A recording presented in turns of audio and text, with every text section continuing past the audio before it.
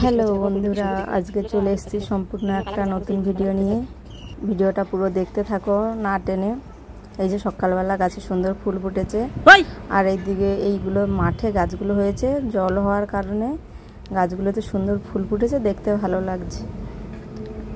আর এই যে এইদিকে আমার মেয়ে আর আমার দেওরের ছেলে খেলে হলো ফুল তুলে নিয়ে আসছে, খেলতে বসে গেছে ওরা।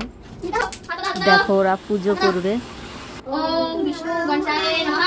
ओम विष्णु गणेशाय नमः। और पूजा সম্পূর্ণ হলো, সবাই খেতে যাও। পুজো হয়ে গেছে, হাত স্যানিটাইজ হচ্ছে, প্রসাদ খাবে। ওদের খেলাগুলো দেখলে আমার নিজের ছেলেবেলার কথা মনে পড়ে, মজা হয়। এই যে এইদিকে আমার পুঁই গাছ লাগানো ছিল, পুঁই শাক হয়েছে। দেখো পুঁই শাকগুলো খুব মোটা হয়নি, সরু সরু হয়ে আছে।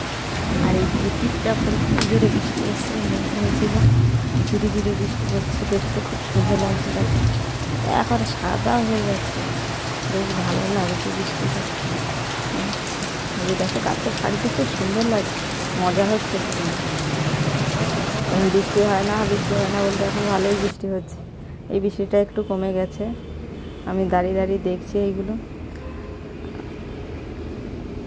দেখো বাড়িগুলো খুব সুন্দর লাগছে। সামনের বাড়িটা আমাদের বাড়ি থেকে দেখা যায়, এটা আমাদের বাড়ি নয়, লোকের বাড়ি।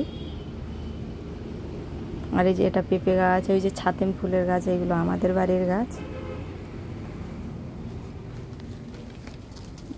দেখতেই পাচ্ছ খুব সুন্দর লাগছে। এইগুলো হচ্ছে বেল গাছ। কিছুদিন আগে মানে গরমের সময় বেল এনে শরবত করে খেয়েছিলাম, সেইগুলো দানা থেকে গাছগুলো হয়েছে।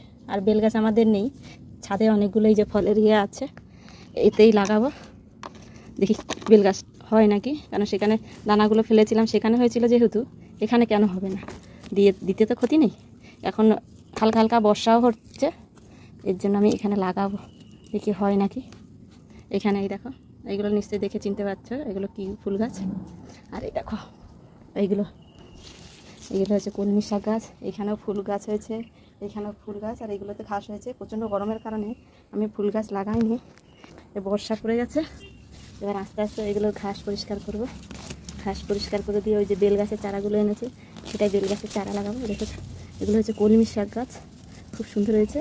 এখানে পুজো দিয়ে যে ফেলা হতো, তার থেকে একটা ফুল গাছ হয়েছে, দেখি ফুল হয় কি না, ছিড়বো না। এইখানেই লাগাবো বেল গাছগুলো, দেখতে থাকো। মাটিগুলো এখন বেশ নরম হয়ে আছে, লাগাবো এখানে। অনেকেই হয়তো বলবে যে একসঙ্গে এতগুলো গাছ লাগানোর কি দরকার, কারণ কোনটা বাঁচবে কোনটা বাঁচবে না সেটা তো বলতে পারবো না, এর জন্য সবগুলোই একসঙ্গে লাগিয়ে দেবো। যাই হোক, এতগুলোর মধ্যে একটা হলেও তো বাঁচবে। যে বেল গাছগুলো বসিয়েছি দেখো, এবার হবে নাকি জানি না, লাগিয়ে তো দিয়েছি। দেখো একটু জল দেবো, মাটি ভেজে তবুও জল দেবো, কারণ গাছ লাগিয়ে বড়রা বলে যে গাছ লাগিয়ে নাকি একটু জল দিতে হয়, সেই কারণেই জলটা দিলাম। এইগুলোতে প্রচুর ঘাস হয়েছে, ঘাসগুলো তুলে ফেলে দিই। শীতকালে সচরাচর শীতকালেই ফুল গাছ লাগাই, অন্য সময় লাগাই না। আগে আমার ফুল গাছের প্রচুর নেশা ছিল, আমি প্রচুর ফুল গাছ লাগাতাম। আর এখন দোকান বাড়ি, রান্নাবান্না, দোকান সামনে করে আর ফুল গাছ তেমন লাগাতে পারি না। এর জন্য খুব কম পরিমাণে হয়, লাগাই খুব কম। আর অত এগুলো লাগানো মানে পরিচর্যা করতে হয়, পরিচর্যা করার আমার সময় হয় না।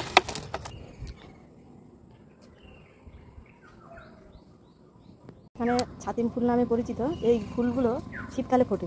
আর এই ফুলগুলো গন্ধ ঠিক লবঙ্গের মতন, ওই যে লবঙ্গ যে গোটা গরম মশলাতে থাকে, যে সেই লবঙ্গের মতন গন্ধ। শীতকালে গন্ধ এত সুন্দর লাগে, মানে বুঝতেই পারছো, গন্ধে মম করে। এটা আমাদেরই গাছ, নিচে লাগানো হয়েছে, একেবারে দোতলার ছাদ পর্যন্ত ছুঁয়ে গেছে। 3 তলাতে কাজ হয়ে গেছে, 3 তলা থেকে নিচে নেমে চলে আসছি সিঁড়ি দিয়ে হেঁটে হেঁটে।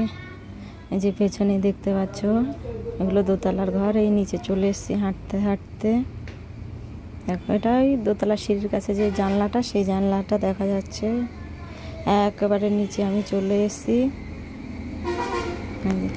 এসে নিচে চলে গেলে যে ওয়াশিং মেশিন, আর এই যে রান্নাঘরে ঢুকে গেলাম। হাতে যে জিনিসগুলো ছিল সেইগুলোই রাখবো।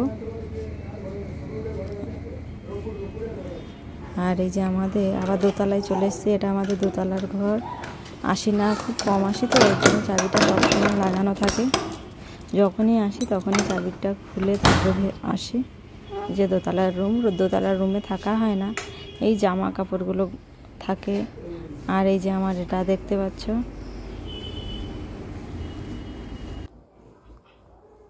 দেখে বুঝতেই পারছো এটা আমার সেলাই মেশিন। এটা আমার বড় ট্যাঙ্ক, এটা দোতলা রুমটা। মেশিন এখন কাজ করতে সময় হয় না, টুকটাক কাজ করি, লোকের কাজ আর করি না, নিজেরগুলোই করি, তাও সময় পাই না। এখানে সব জামা কাপড়গুলো গোছানো আছে। এদিকে আমাদের বাড়ির ছোট সদস্য কাঁদছে।